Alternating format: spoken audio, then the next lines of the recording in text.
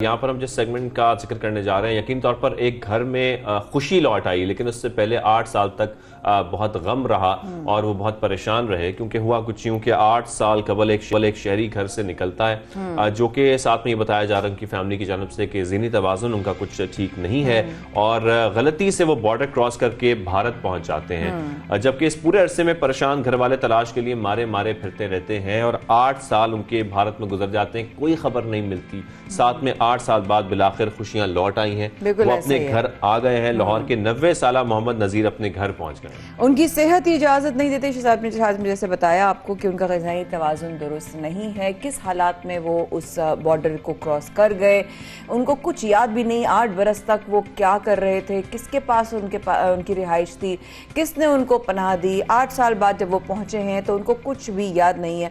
उनकी सेहत उनको ज़्यादा बात करने की इजाज़त नहीं देती, इसीलिए उनके साथ इनका नाम जो है, जो साहब जिनकी वापसी हुई है अपने घर, उनका नाम है मोहम्मद नज़ीर साहब।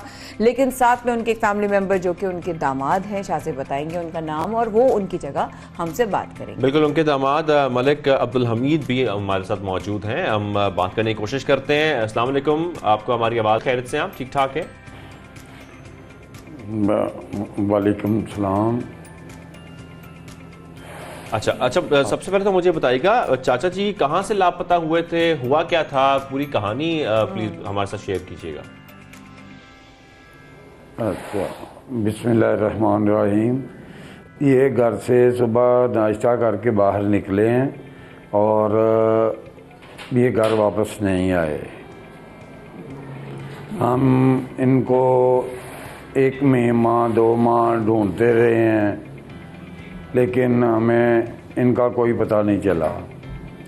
अर्सा 3-4 माह बाद हमने टीवी पे एक स्लाइड देखी कि जिसमें बिल्कुल इनकी मुशाबत रखते हुए एक आदमी को दिखा रहे थे कि वो अहमदपुर शर्किया नहर के अंदर से एक लाश बरामद हुई थी। और हम उधर गए जाके देखा तो वो मोहम्मद नज़ीर साहब नहीं थे, कोई और थे और उनके लवाकिन जो हैं वो आ गए और हम वापस आ गए। इसके बाद फिर अरसा तकरीबन 4 साल गुजर गया। इसके बाद हमें स्पेशल ब्रांच के एक साफ लोधी साहब हैं, इंस्पेक्टर, वो हमारे पास आए कि उन्होंने आके बताया कि आपके जो बुज़ुर्ग हैं वो इंडिया अमृतसर जेल में हैं। अच्छा। और उन्होंने हमसे इनके मुतल्लक सारी मालूमात ली और हमने महल्लेदारों के एफिडेविट उनको दिए और हमने इनके घर की जो ये घर के मालिक हैं उसकी रजिस्ट्री की कॉपी दी और हमने अपनी सारी फैमिली के शनाख्ती कार्ड दिए। और फिर उन्होंने कहा ये हम केस जो है बजरिया एम्बेसी ये इंडिया में ले जाएंगे। उनसे हमारा चाचा ने कुछ आपके साथ शेयर किया, कुछ आपको बताया कि भारत में 8 साल जो उनका वक्त गुजरा वो कैसा गुजरा, वहां पर क्या हुआ, कुछ बातें उन्होंने अगर आपको बताई हो तो वो आप बता सकते हैं? वो जिस वक्त ये यहाँ से गए थे ना तो माशाल्लाह बहुत अच्छे हेल्थी थे, लेकिन अब अच्छा वो ना तो चल फिर सकते हैं और उनके सुनने की जो सलाहियत है वो भी ख़त्म हो गई है और आंखों की बनाई भी जाती रही है। तो अब बिल्कुल उस वक़्त इनकी ज़हनी तवाज़ुन भी बिल्कुल ठीक था। तो अब तो वो बिल्कुल जो है ना वो कि इस काबिल नहीं है कि वो हमें कोई बातें बताएं। बस इतना कहते हैं कि जी मुझे उन्होंने मारा, मुझे इधर दर्द होती है, इधर दर्द होती है, टांगों में दर्द होती है, बस ये चीज़ें शेयर कर रहे हैं। अच्छा मलिक साहब, क्या चाचा जी को याद भी है कुछ कि वो 8 साल बाद वापस आए हैं या वापस आने के बाद अपने बच्चों में से किसी को पहचाना उन्होंने? नहीं, अभी तक किसी को नहीं पहचाना। अल्लाह, यानी कि 8 साल में उनका, आपने कहा जिस तरह कि 8 साल पहले बिल्कुल ठीक थे, हशाश बशाश थे, बिल्कुल उनका ज़हनी तवाज़ुन ठीक था और जब ये 8 साल बाद आए हैं तो इनका ज़हनी तवाज़ुन भी ठीक नहीं है, इनकी जिस्म में भी जगह जगह दर्द है। एक ही चीज़ वो बार बार दोहराते हैं कि जिस्म में बड़ी जगह दर्द है, उन्होंने मुझे मारा। ये बहुत ही अजीब सी बात है, लेकिन उनको घर आने का कोई सुकून मिला, कोई उन्होंने जैसे आपसे शेयर किए कि हाँ अब मैं घर आ गया हूँ, उनको कुछ भी घर आप लोगों का तब्दील तो नहीं हुआ 8 साल में? किसी को जी जब हम ईदी वालों के सेंटर में थे ना, तो उस वक्त ये कह रहे थे ये कोठी मैंने बनवाई हुई है और मैं ये सांदा ही है सब्जा, वो उधर थे ग्रीन टाउन में, लेकिन वो कई यही कह रहे थे कि यही मेरा घर है और इधर ही मैं रहता था। बिल्कुल सही। जब वालिद साहब गए थे नाश्ता करके, जैसे कि आपने अभी बताया कि जब वालिद साहब नाश्ता करके गए तो वापस नहीं आए 8 साल पहले, जब आप लोगों को पता चला कि वालिद साहब नहीं लौटे हैं, उस वक्त क्या हालत थी, किसने ढूंढा, क्या परेशानी हुई, क्या उस वक्त जो है आप लोगों की कैफियत थी? जी। हमने हमारी कैफियत ये थी कि हमने बहुत ज़्यादा जहाँ जहाँ इनके जो तल्लक थे ना कसूर में, या जहाँ जहाँ ये मेलों पे जाते थे, मेलों के जाने पे इनको बहुत शौक़ था और हमने हर जगह ढूंढा। उसके बाद हमने थाना इस्लामपुरा में इनकी रिपोर्ट लिखाई। अच्छा, और साथ में जब आपको ये इत्तला मिली कि चाचा ईदी सेंटर में हैं, उस वक्त आपके क्या जज्बात थे? आपको यकीन आ रहा था कि चाचा वाकई वापस आ गए? आपकी बीवी? हाँ। ये हुआ यूं है कि ये रात को ना स्लाइड चली थी अपना सिटी 42 पे 9 PM 5 पे, रात को 9:05 पे एक से चली है हेडलाइन। उधर से हमें महल्लेदारों ने बताया कि हमने तो नहीं देखा, महल्लेदारों ने जिस वक्त हमें बताया कि जी आपके जो बुज़ुर्ग हैं उनकी स्लाइड चल रही है, तो फिर फ़ौरन हमने ये नेट निकाला, नेट से गूगल से हमने वो न्यूज़ ली। उस जिस वक्त हमने देखा तो हमने फ़ौरन फिर जो स्पेशल ब्रांच के इंस्पेक्टर थे ना, उस साहब लोधी साहब, उनसे रब्ता किया। जब उनसे रब्ता किया तो उन्होंने कहा कि मेरी वालदा का तो ऑपरेशन है, बहरहाल मैं आपको थोड़ी देर बाद बता देता हूँ। लेकिन वो 40 पे ऊपर नंबर था 115 एम्बुलेंस का, जो रेंजर वालों ने जब ईदी वालों को हैंड ओवर किया है। अच्छा, तो वो मलिक फिर हमसे रब्ता किया, उन्होंने फिर हमसे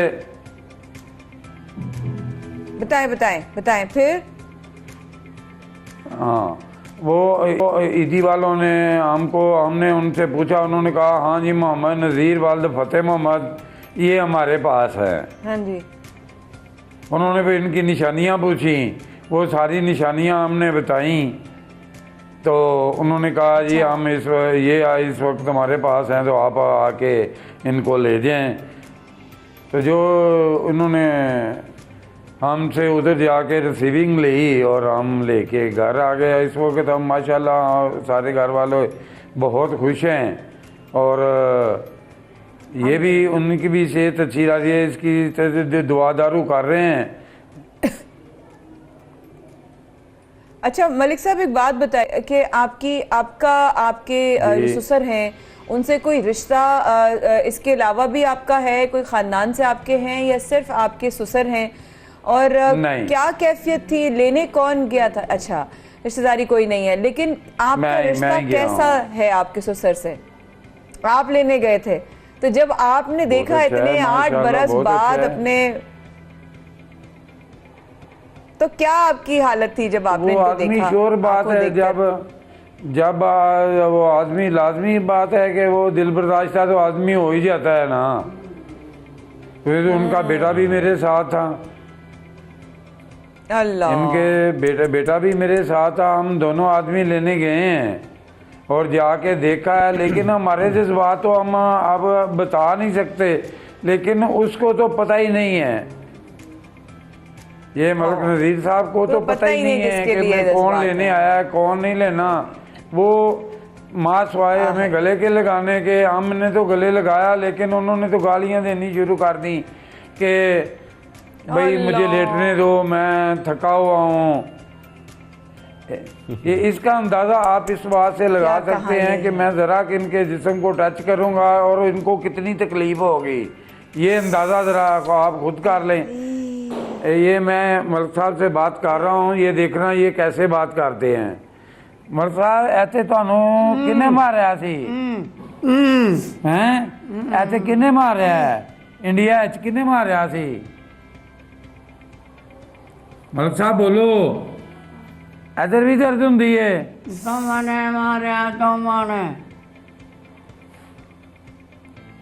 अल्लाह। एक ने मारा मुगा, दूजा ने मारी लत, बिच लत चली गई।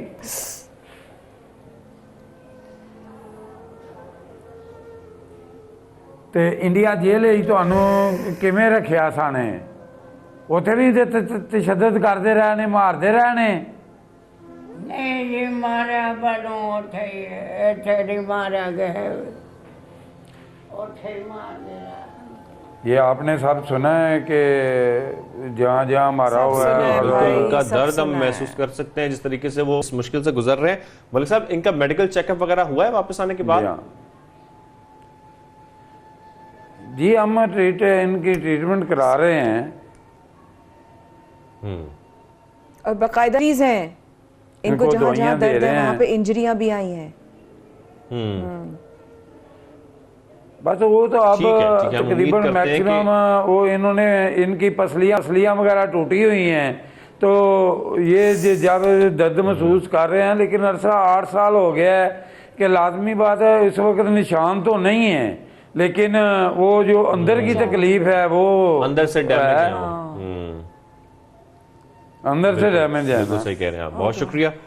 बहुत शुक्रिया में ज्वाइन किया। यकीनी तौर पर जो पूरी कहानी है, ये 8 साल का जो अरसा है वो बहुत अफसोसनाक है जो उनके साथ भारत में हुआ, और जिस तरीके से उनको जेल में रखा गया। और वो खुद भी बता रहे मोहम्मद अजीज साहब के उनके ऊपर तशद्दुद किया गया, लातें मारी गई, और अगर उनकी पसली फ्रैक्चर भी है इसका मतलब है कि उनको तशद्दुद का निशाना बनाया गया जेल के अंदर। किस अजियत से वो गुजरे इन 8 सालों में, वो कहानी तो आप लोगों ने जानी।